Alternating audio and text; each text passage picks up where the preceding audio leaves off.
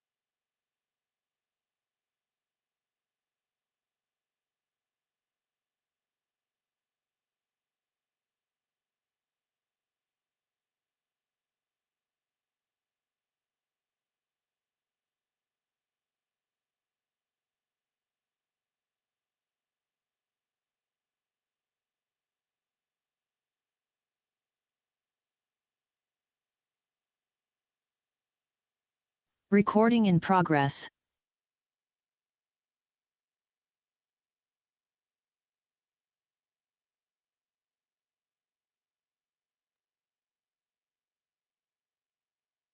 All right, we are live. Thank you, everybody, for joining tonight. Really, really appreciate your time. Good evening.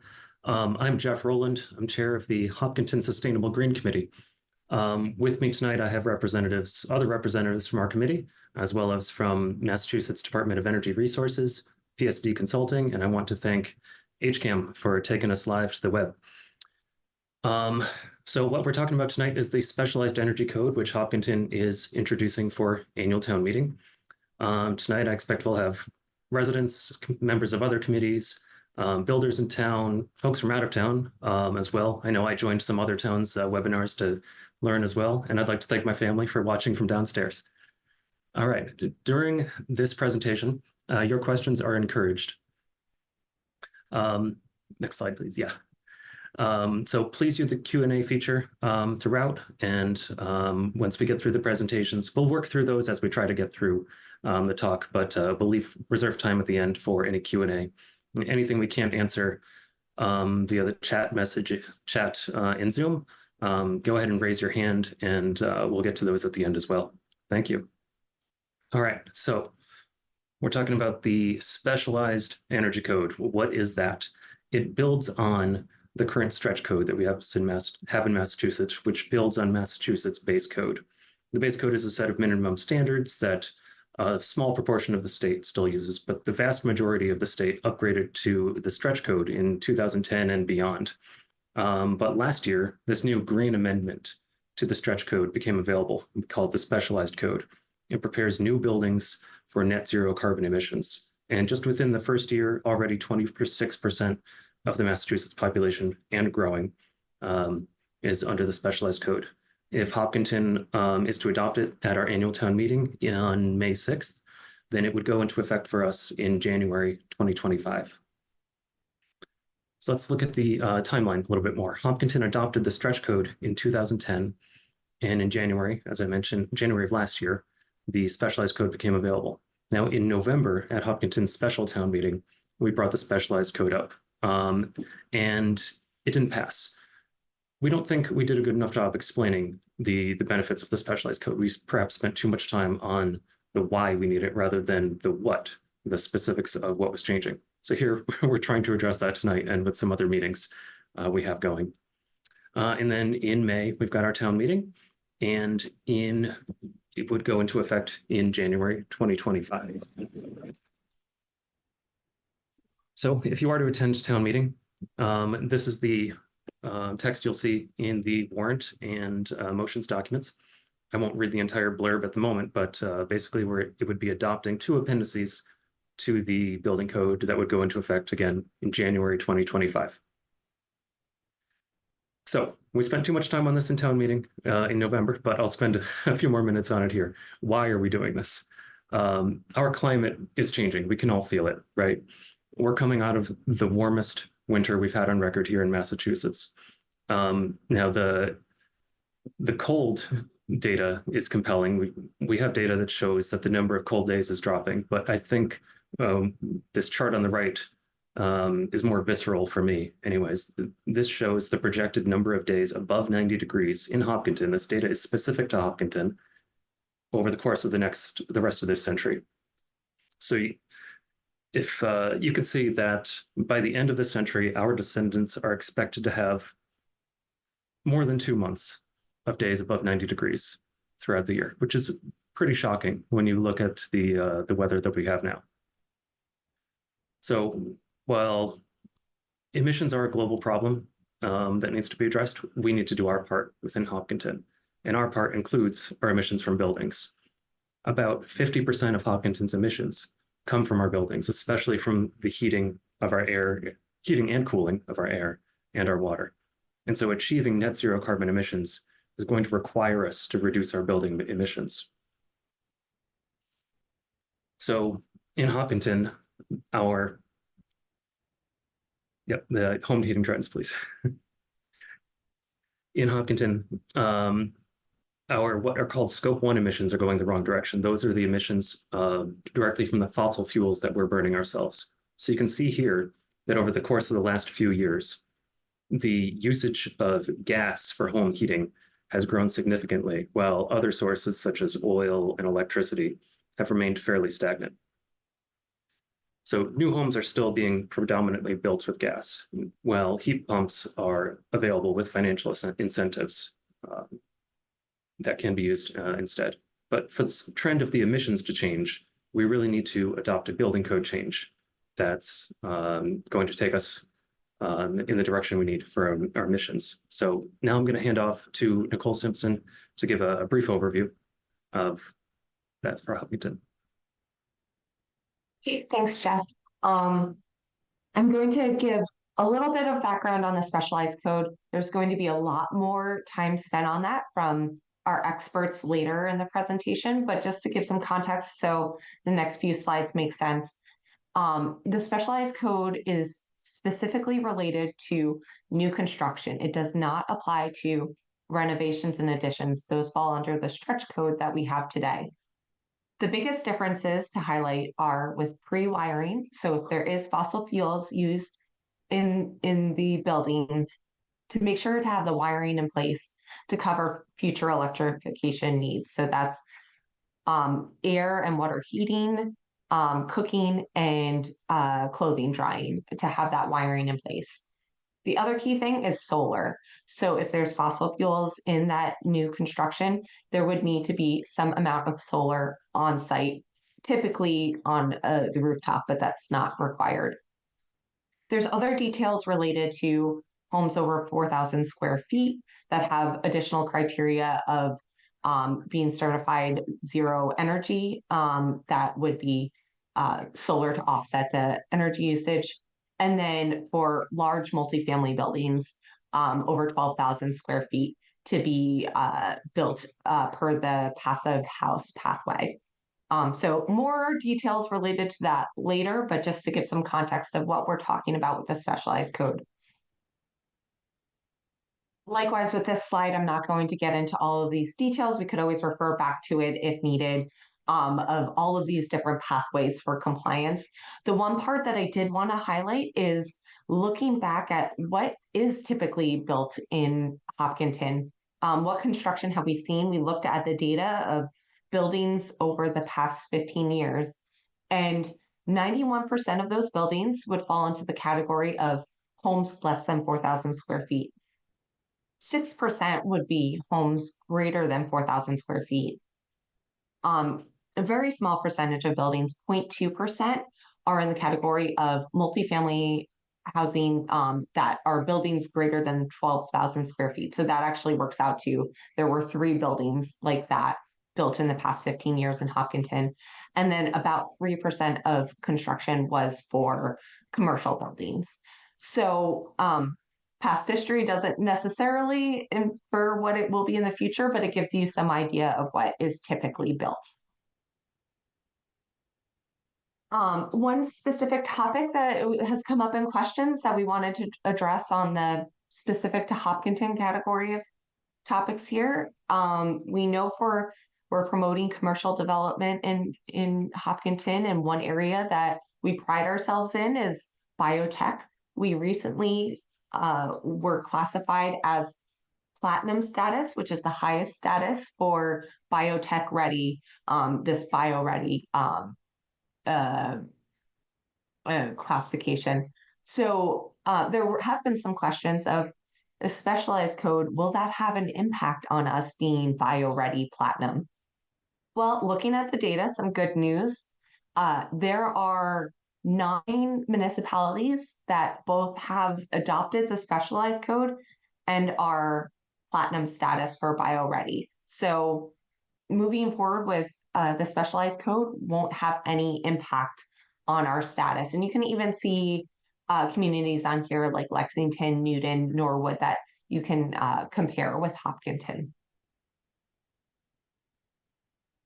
Another topic that I wanted to bring up, we've all heard a lot about the Elmwood School replacement. That was a topic in the fall town meeting as well. And it actually makes a great case study for the specialized code. That committee spent a long time looking at the different heating options. One thing being considered was a natural gas boiler, similar to what we have at Marathon School that was built a few years ago. But they also considered electric ground source heat pumps and air source heat pumps as options. Comparing across all of those, while there was a higher upfront cost for ground source heat pumps, ultimately, when you factor in the incentives from Mass Save, from the federal IRA incentives, it brought that cost down significantly.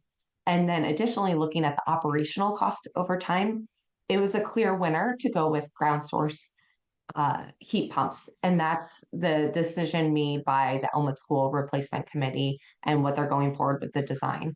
So based on financials, rebates, operating costs, comfort, that was the solution. It's a bonus that also is the best environmental choice. So just using that as an example, this is specific for a school building, but many of these incentives or other incentives, which we'll talk more about later, will apply to other types of buildings and really makes building all electric a cost-effective option. That's not the only pathway on this per this code, but that is definitely a key option under the specialized code. There will also be more discussion of a climate leaders program. This is something new that it has become available, and to qualify for that, you need to adopt the specialized code as one of the steps along the way. And we're hoping that we can be on the path for that. But looking backwards, Hopkinton has been a green community since 2010. And because of that, has received over $1 million of grants that have been used for all different kinds of efficiency programs within our municipal buildings. And so not only does that save money on taking that action, but has had the cost savings for the energy usage coming from that. So it's a great opportunity to further have access to grant money that could be used for environmental goals, financial savings, and potentially even addressing needs of more economically disadvantaged members of our community. So look forward to hearing more details about that coming up. If you do want to learn more about the specialized code, we've created this website called hopspecialized.org. So definitely use that as a reference. And if there are questions that you have that you think of after this meeting, there's some contact information on that website, or you can contact us at greenchair@hopkintonma.com. And then just one more pitch for that annual town meeting. It starts on Monday, May 6th at 7 p.m. at the Hopkinton Middle School. We don't know what night will be. We could be on Monday, we could be on Tuesday.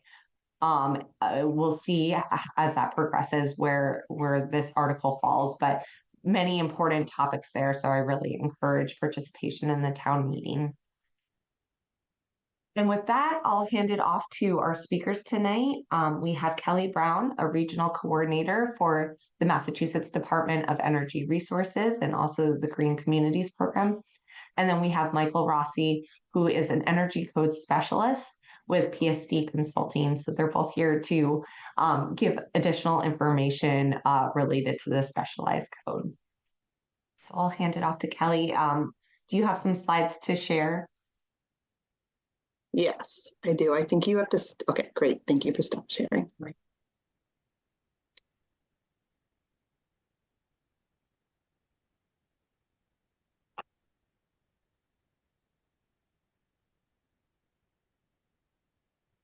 Great. Thank you for having us here tonight, and thanks for the opportunity to talk about the specialized code, as well as you definitely went into some great detail about the new things that I wanted to talk about at the Mass Department of Energy Resources. So good evening. My name is Kelly Brown. I actually work under the Green Communities Division at the Mass Department of Energy Resources. Wanted to let you know that one of the reasons we have the Climate Leader program coming out and such is because the climate bill that was signed back in 2021, it did commit Massachusetts to achieve net zero emissions in 2050. I know it was already addressed in a previous slide of Hopkinton having 50% reductions, but that commitment definitely meant that new programs and new opportunities for communities moving in that direction was needed. So under the Green Communities Program, kudos to the town of Hopkinton. I've been in this role since 2009. And Hopkinton was one of my very first communities that adopted the stretch code and became a green community. On the left side, you're going to see the 5 criteria that Hopkinton committed to become a green community. What did that mean? When you adopt the stretch code, when you implement an energy reduction plan, when you adopted the fuel efficient vehicle policy, it meant you were a designated green community and you had access to grant funds. In a previous slide, it was said that Hopkinton has done very well since 2010 under the Green Communities Designation and Grant Program. Through designation and competitive grants, has received over $1 million in grant funds. What's the new opportunity for Hopkinton that ties in the adoption of the specialized code is becoming a climate leader. At the very end of 2023, we announced the Climate Leader program. What does that mean? It means new opportunities and also new funding available to the town. And it moves communities towards hitting those net zero emission goals. So it would take the energy reduction plan that Hopkinton adopted back in 2010. You'll see that arrow over there, and moving over to a municipal decarbonization roadmap, showing how you're going to decarbonize your buildings. It sounds like you're already working on that by the schools you're looking to build. It also requires looking at that fuel efficient vehicle policy and moving more towards a zero vehicle first policy, emissions policy. And then the last is to adopt you already adopted the stretch code back in 2010. It'd be looking at adopting the specialized code, which you're doing in May at your town meeting. What communities want to know is, how would this result in grant funds? Under the Green Communities Designation and Grant Program, you've received over $1 million. If you became a climate leader, you'd actually have opportunities for more funds towards decarbonization type projects. So what we would allow is climate leaders to apply for funds, maybe for ground source heat pumps at your schools, installing solar at your municipal and school buildings. Something that was not allowed under the Green Communities Program will be allowed under climate leader communities, following along with that decarbonization type projects. And when it comes to types and amounts of grant funding, if you look at the current 2024 Green Communities competitive grant application, the max grant applicant can get is $500,000 towards a decarbonization type project. I'm happy to say that climate leader communities would get more than $500,000 towards those type of projects. I do believe that in addition to the specialized code being on the town meeting warrant, Hopkinton is also looking at a possible addition or upgrades to the Hopkins Elementary School. That would be a candidate that could come in for a climate leader grant and get quite a bit of funding toward upgrading the HVAC system. With that, I'm going to hand it over to Michael Rossi at PSD, who's going to go through the specifics on the specialized code. Yeah, thanks so much, Kelly. I appreciate your time today and thanks for having me. My name is Michael Rossi. I'm an energy code specialist with PSD. We provide technical support on behalf of MassSave for the Energy Code Technical Support Program. So happy to be here and chat a little bit about the opt-in code. So this pyramid right here gives a good lay of the land about what are the options in Massachusetts. So the base code is what I describe as like the floor. So it's the minimum efficiency requirements that you would have to achieve as part of the code. And it's currently based on the 2018 version of the International Energy Conservation Code, or IECC, which is a national model code put out by the International. And as of right now, 50 or so municipalities in Massachusetts are on the base code. So that's again, the minimum of what you can do. As Nicole and Kelly mentioned, Hopkinton is on the stretch code right now and has been since 2010.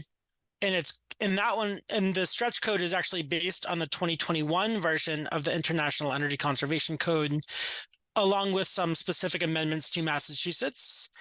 And the code applies for new construction, major renovations, and all additions. And for anyone that's a green community, a prerequisite is to be on the stretch code. So there are communities that aren't green communities but have adopted the stretch code, but most communities but all communities in the program have to have adopted it previously. And over 300 municipalities in Massachusetts have adopted the stretch code, but I'm noting 269 here because that takes us to the specialized code, where of that 269, of that 300, 33 have adopted the specialized code. And that's something where I would describe each of these different levels as building on top of each other. So the stretch code is essentially the base code plus additional measures. And the specialized code is essentially the base code plus the stretch code plus some additional measures. And this is the specialized code, which we're talking about here, is based on the 2021 version of the International Energy Conservation Code with some amendments from Massachusetts.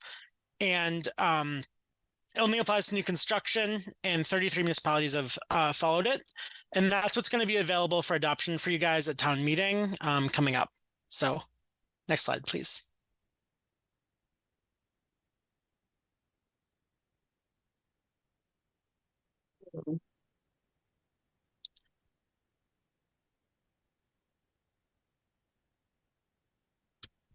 One second.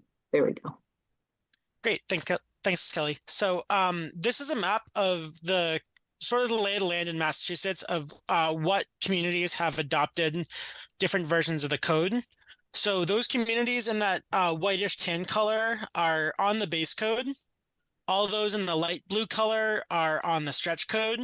And all of those that are in the dark blue with that green border are communities that have adopted the opt-in code. So that just gives a sense of how many communities in Mass have already followed the stretch code and the opt-in code. So that gives a good visual of where we're at currently. And Michael, if I can just add, during town meeting season, similar to Hopkinton looking to vote, there are multiple other communities. So this map is continually going to change over the next 2 months.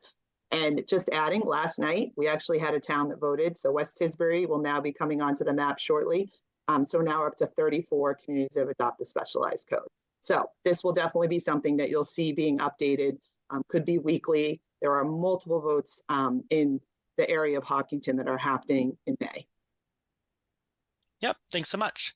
So now we're going to dive into some information about the specialized codes. So here's some fast facts, which are just pieces of information that I've often heard people get wrong about what's actually in it. So this is just to dispel some rumors about what people or disinformation that's out there. So the specialized stretch code applies only to new buildings. It has no effect on existing or historic homes. there are no additional requirements in the code for all electric homes.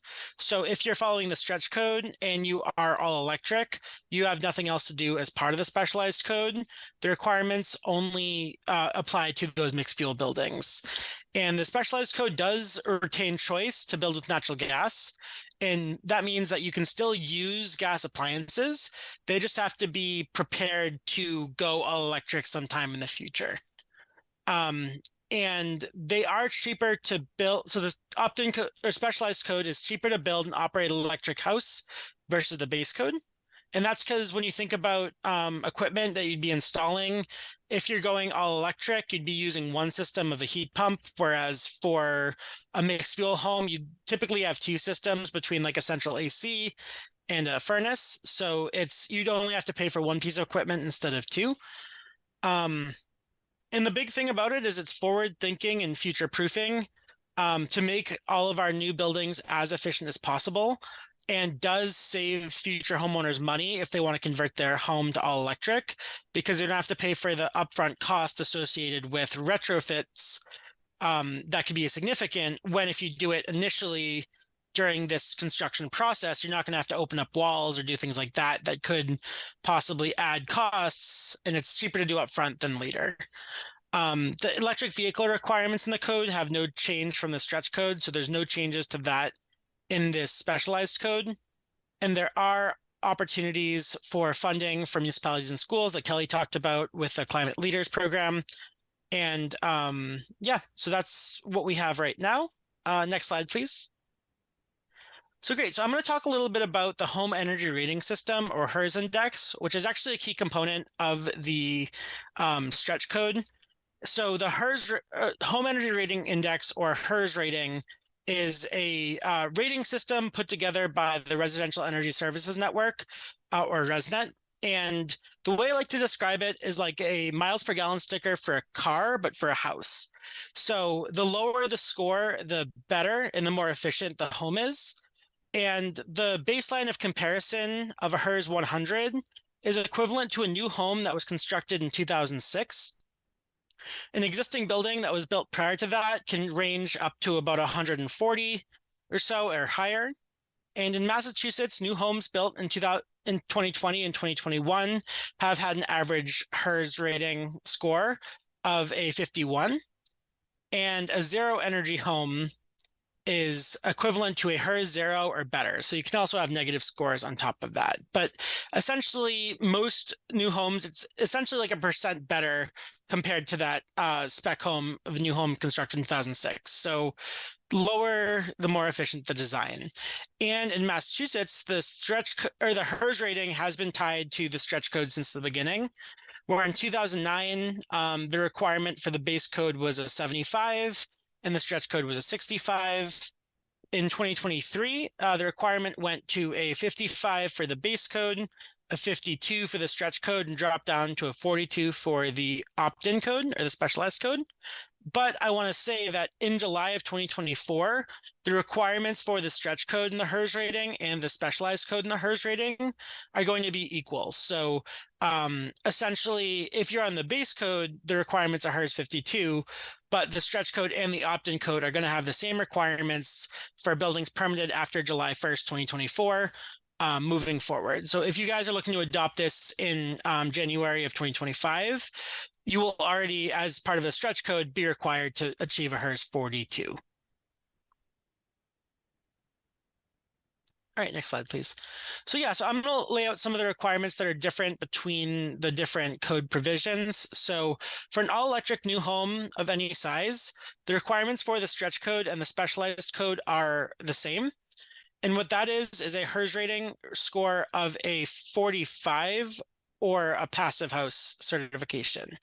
And the 45 is because they do give some flexibility if you are all electric in the HERS requirements. So it's, you do get a few extra points of the 3 points to make it, if you're going all electric, as a bonus per se. And then for new mixed fuel homes, the requirement for just the stretch code for buildings under 4,000 square feet is the requirement of a HERS 42. But as we mentioned, in the specialized code, there are additional requirements for solar photovoltaic installation of a minimum of a 4 kilowatt array, as well as wiring for future electrification as well.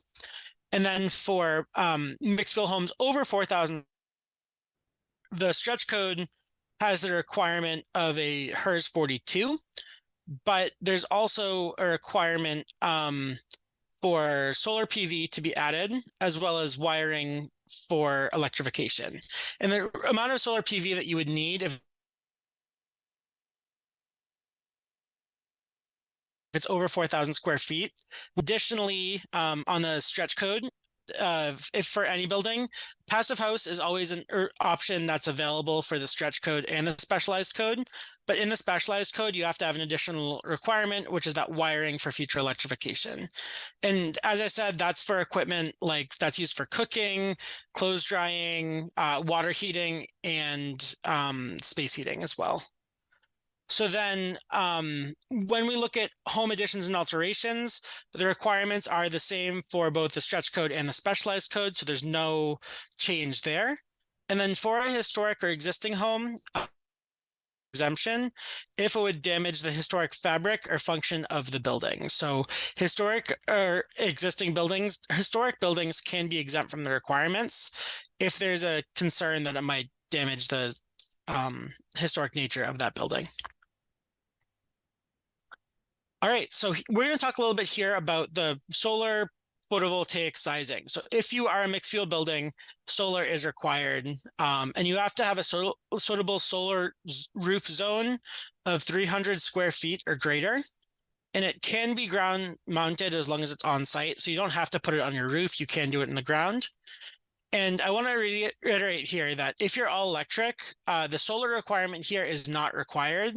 You just have to have a solar ready roof, which is essentially just having a space on the construction documents that notes the location of the future solar area, a note on the documents where you're going to be wiring conduit, making sure the roof load calculations that are there are accommodating proper sizing for the weight that's added when you would add a solar array, or other things like that. So it's just making it ready so that anyone that's likely to have install a future photovoltaic system has the path to get there based on information in construction documents and things like that.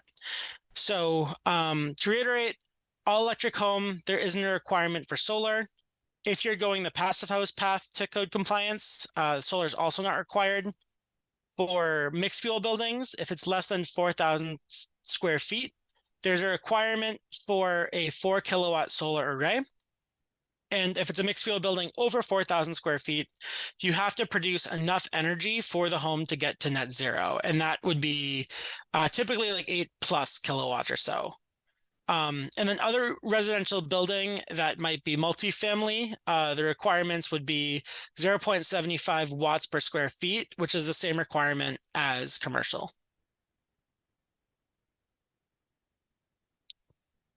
All right, so here's a little bit about some of the multifamily requirements, and this is only applicable to new multifamily buildings that are 4 stories or higher and over 12,000 square feet.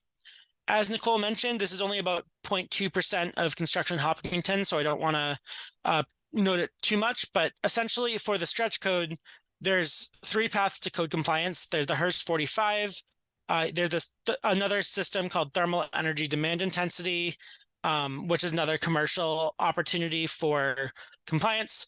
And then there's the passive house option. But in the specialized code, the 2 options for TEDI and HERS go away, and passive house is required. And for for all electric, you can go that passive house route. If you're mixed fuel, you also have to do that passive, but you also have to have wiring for future electrification, as we alluded to earlier. All right, so here are some questions we typically get about the opt-in code that I want to just run through here, just some frequently asked questions that we get. So why would communities want to adopt the opt-in specialized code? And the biggest reason is future proofing. Require requiring pre-wiring avoids costly retrofits for new home buyers and expedites electrification. So someone with a home doesn't have to go back after the walls are complete, after everything's finished, and poke holes in the walls to put this new electric or new wiring in place. You can just do it up front while all the walls are open, and where it's going to cost less to do there. The opt-in code does not apply to existing structures. So improvements to existing structures, depending on the site, are regulated by the updated stretch code or the base code. The opt-in code has nothing to do with existing buildings. There's also a question of, will the opt-in code discourage the creation of affordable housing? The answer is no. Incentives will continue to encourage affordable housing while the opt-in specialized code delivers benefits for residents. And I want to note too that I'm using opt-in code and specialized code interchangeably. They mean the same thing. It's just depending on what communities, how you describe it. So as I said, the opt-in code does not apply to historic buildings. They're exempt from the energy code provisions as long as an official says that compliance with the base or stretch code would threaten the historic character of the building. There are questions about whether the grid can handle the electrification, but the stretch and specialized codes are designed so that new buildings use as little additional demand as possible, especially during peak times. The specialized code permits backup generators for all electric homes. So even if you're using a fossil fuel backup generator on an electric home, it still qualifies as all electric and you don't lose that requirement. And there's a question of, is it possible to install a gas cooktop? And yes, that's still permitted in the opt-in code, but it would fall under the mixed fuel pathway that's there. And then there's also a question as to why the opt-in code permits the use of fossil fuels. And the intent is to preserve market choice at a time when utility pricing is highly volatile and utility costs can really vary among communities. And there's also a question of if the offsite generation is counted towards this. And no, the answer is no, it's not factored into the requirement here. All right, next slide, please, Kelly. Great. So I want to just point to this too, in terms of what's available for incentives. So there are a lot of incentives available for. So in Massachusetts, there is that all-electric incentive program. So if you are going all-electric, there are some requirements that have to be achieved. So if you get less than a 45 or a HERS 45, the requirement, there's a couple additional things on top of that you'd have to do. But if you basically achieve the requirements that are outlined in the specialized code, you could qualify for a $15,000 incentive $15,000 incentive. There's also an additional level, which is level 2, which has similar requirements to what's noted for the code, but has additional things like airtightness requirements and more stringent limits in terms of what you can do with that stuff. And that offers $25,000 for achieving a HERS 35 or less. So that's pretty significant in terms of funding. And then on the federal level, through the 45L tax credit, there's also a $2,500 incentive for going Energy Star, as well as a $5,000 incentive if the home qualifies for the Department of Energy Zero Energy Ready Homes program. And then there are also additional incentives for small multifamily buildings, so that all electric incentive that's available for single family is increased a little bit for those multifamily units between 2 and 4 units. There's additional options available on the federal level during that 45L tax credit as well that are provided there. So $500 for Energy Star, and then $2,500 for Energy Star and prevailing wage, and then $1,000 for Zero Energy Ready, and then $5,000 for Zero Energy Ready plus prevailing wage. So yeah, so there's a lot of really great incentives out there that are available for complying with the opt-in code. And additionally, just going above and beyond to promote more energy efficient measures. So, so there's a note about some of the incentives that are available for multifamily buildings. And there are different times when some of these incentives can come. So there's pre-construction and post-construction. So some of the pre-construction activities include like doing a feasibility study, doing some energy modeling on site beforehand, as well as pre-certification. So you can get incentives for doing some of that work up front just to get a sense of what are available there. And then for post-construction, if you get certified, there are additional incentives available. And if you have net performance bonus, there's also additional incentives for that. And then for the federal tax credit, the 45L that I talked about, per unit, an Energy Star would be $500. And for prevailing wage, it's $2,500. For a zero energy ready home, so for that, zero energy ready multifamily unit, a regular would be $1,000, and for the prevailing wage would be $5,000. And I just want to note that the Passive House apartments are awarded 4 points in the low income housing tax credit applications as well. So that's another opportunity available there.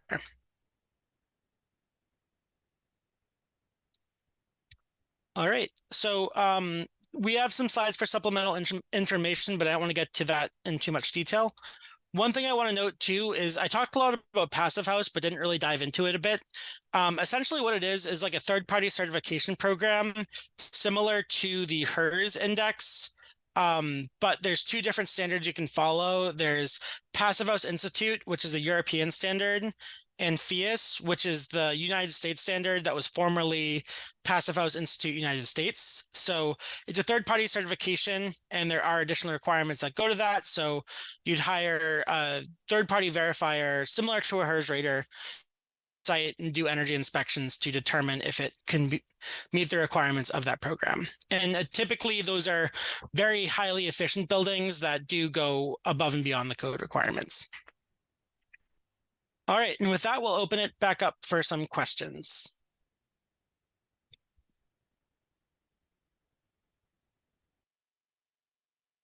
Michael, thank you so much.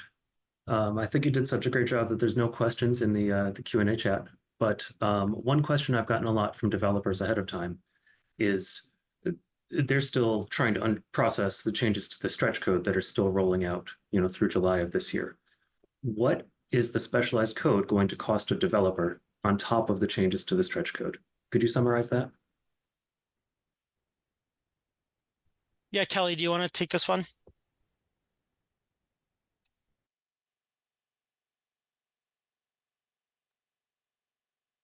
So currently we're developing cost slides that are going to go along with the drop in the HERS rating from going to the 4245. Actually, PSD, Michael's team is working on a lot of those cost slides, which they've been looking at as part of, they're also the provider of the Mass Save trainings to code officials.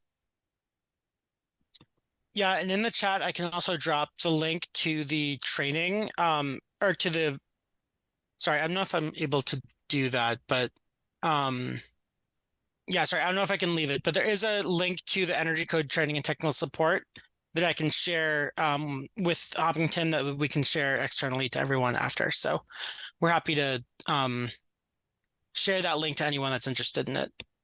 And if you have questions, you can email we do provide technical training and support to code officials or builders in the area that do have questions. So if you have questions about the code, feel free to reach out to energycodesma@psdconsulting.com.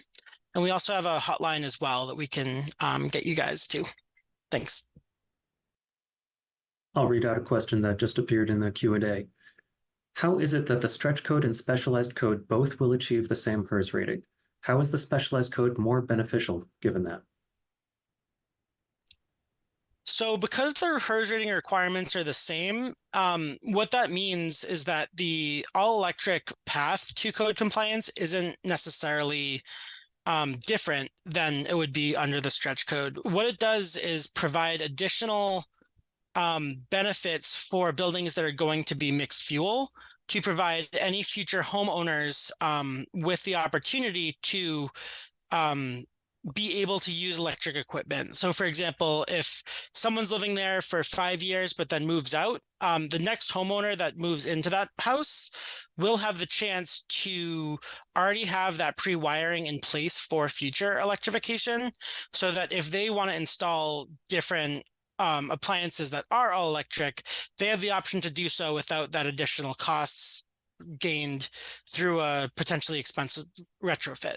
So by doing the work up front, you're saving money down the line for anyone that wants to do that. And so that's one of the benefits.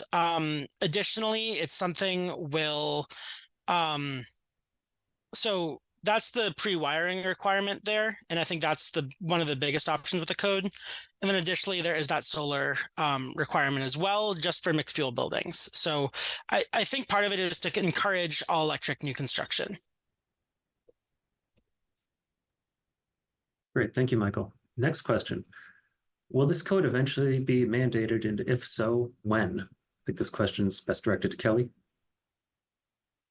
Yeah, I mean, Michael or myself can take the iteration of building codes, but I think a previous slide that Michael went over is the HERS ratings and how they evolved. So what we talked about previously was the stretch code's been around since 2009, Hopkinton adopted in 2010. The building code itself changes every 3 years, the base, the stretch, and so on, with the most recent reiteration offering that specialized code. So generally the specialized code is one step ahead, which happened last year. And now the stretch code is going to be the same as the specialized. So usually every iteration, it's a little bit ahead of where the base or the stretch code are. Will you answer that question?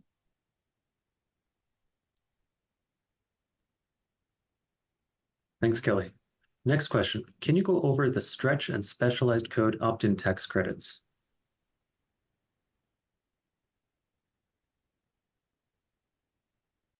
Yeah, I can take this one. So I'll actually type the answer into the chat just to respond, just as an opportunity to show the link to that all electric homes incentive that we did talk about. So the link to that is shared there for future questions.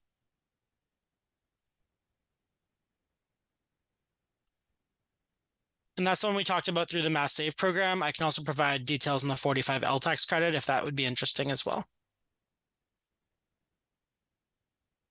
Might as well if you got a minute. Great. Yep.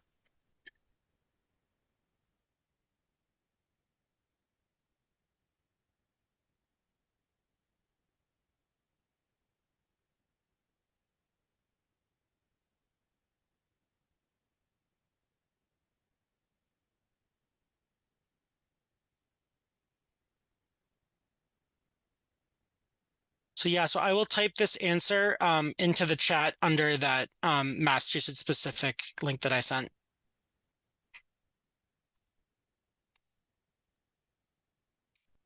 Thanks for that.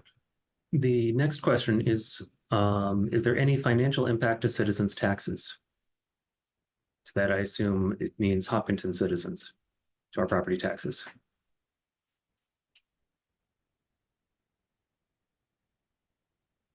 So I think the short answer is no. This doesn't have any impact to citizens' taxes. Any of the current building projects that are in the works, the Elmwood / Charleswood replacement and the Hopkins addition already comply with the stretch and specialized codes. So there won't be any financial impacts there. And through those analyses, we found that going the net zero route was the lowest total cost of ownership for the town. So there. And as far as existing homes, there's no impact. And the only changes, again, will be to new construction. So that shouldn't have any impact on current homeowners' taxes. I don't know if Kelly or Michael want to add anything to that. Yeah, I can add for the project that went through a town meeting last year, the new school. As you said, it meets the specialized, and the Mass School Building Authority has aligned with the specialized code, which gives additional points towards projects that are meeting those requirements. So if anything, you're getting additional funding towards the project.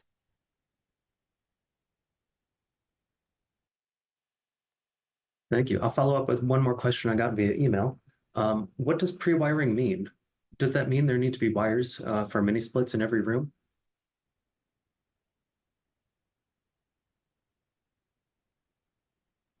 Yeah, so I can take that. The information for pre-wiring for residential buildings is found in section RC 104.3 of the code for electric readiness. And on the commercial side, it's found in section, sorry, I'm actually typing through it. CC 106 on the commercial side.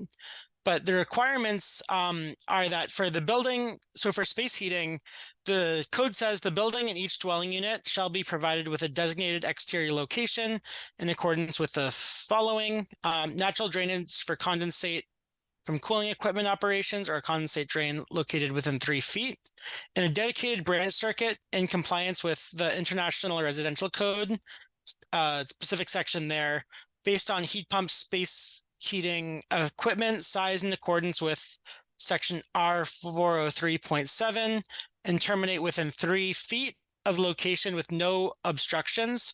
Both ends of the branch circuit shall be labeled for future heat pump space heater. And I'm gonna actually just post this in the chat just to make it easier to describe. So I don't know if there's a question there that I can respond to, but yeah, so there's I would point you to section RC 104.3 to provide more information on what's actually in the code for that. But essentially it's a dedicated branch circuit that terminates within like 3 feet of the location of a future equipment. So just to build on that, would it be fair to say that if it is, let's say, a single family home that has a central heating system, that the future electrification for a heat pump would be for a single whole home unit versus mini splits in every room? That pre-wiring would be aligned with that more centralized unit. Yes, I believe so.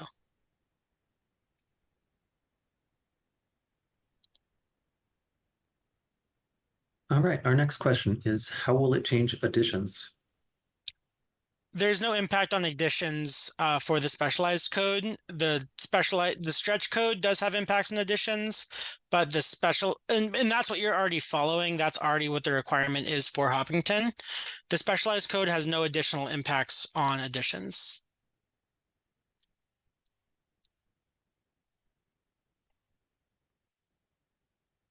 All right, I'll wait a few more seconds, see if any more questions pop up, but I think we may have reached the end. I do know that you mentioned previously that you did bring it to town meeting last year in 2023, and there were questions there, and you were hoping to get any of those questions answered previously before going back to town meeting. Solar was one topic. Were the questions answered that people had from the last town meeting answered today that you'd be able to share related to the solar piece? Yeah, I know there were definitely questions at that time related to, are there exceptions for shading? Again, some questions around new construction versus existing construction, which we've addressed a few times here. So maybe just on that shading piece of things and what that looks like for an over 4,000 square foot home where there isn't that shading exception. Okay, that's what I was thinking, the shading piece. Thanks. Yep, and I can speak to that. So in the code, there is an exception in the appendix where the solar ready zone requirements are found. So if you're, sorry, let me get to the specific requirements here. So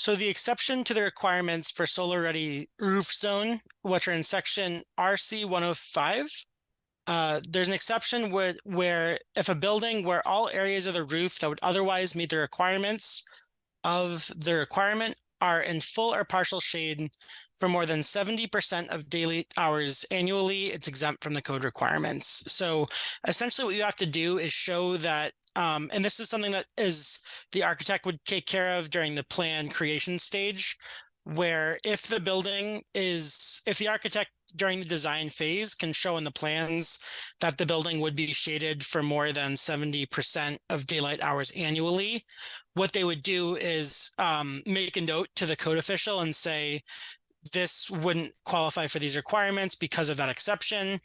And the code official would not require that solar ready zone, basically. So what it is that there has to be a specific design professional that says whether or not the zone would be shaded, and that is the exemption. So it has to be shaded for 70% of daylight hours annually is the big metric there.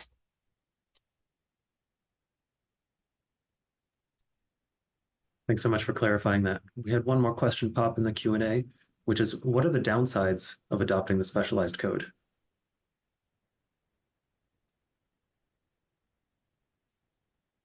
So I could let Nicole and Jeff maybe answer a little bit from the Hopkinton side as you guys are promoting the article of town meeting warrant. But if the town's looking to become a climate leader, take advantage of the next program that is launching, as I mentioned on a previous slide, that is one of the criteria to become a climate leader and have access to additional grant funds.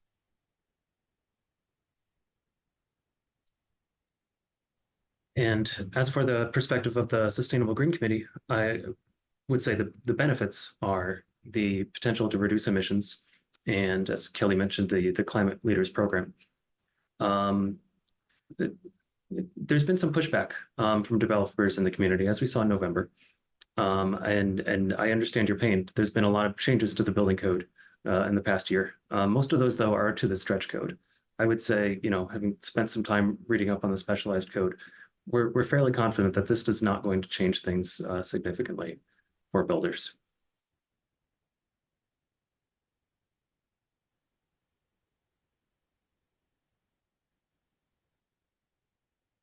I can add in another question. So we've heard a little bit about adding commercial development in Hopkinton is something that's a priority for the town, looking for more commercial activity to support our tax base and those aspects.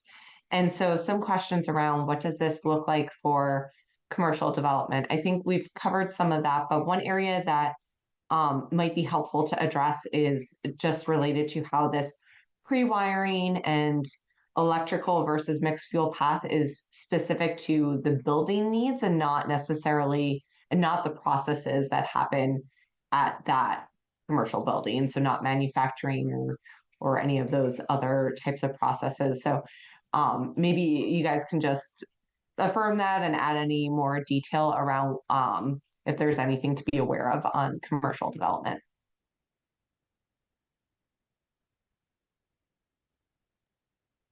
Yeah, so I would point anyone that has questions about that to section CC 106 of the opt-in code, which is wiring for future electrification. That does provide the specific code language relating to electric infrastructure for water heating equipment, cooking equipment, clothes drying, and other combustion equipment that would be there. So I think for any questions, I would definitely want to point you directly to the code language.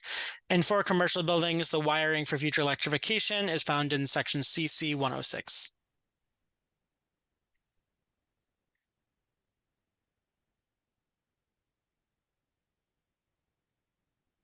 All right, with that, we are out of open questions, and it is right about 1 hour. So great job staying on time. So I'd like to thank Nicole, Kelly, and Michael for their time tonight presenting to all of you. And once again, if anybody would like more info, we'll have the recording up on HCAM's YouTube site, and we'll be sharing that out via social media in the coming days. Thank you to HCAM also for hosting this for us.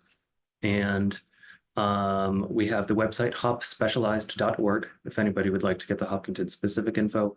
If you'd like to reach out to me to arrange a follow-up meeting, please email me at greenchair@hopkintonma.gov. With that, thanks you so much, and I hope everyone has a great night. Take care, everybody.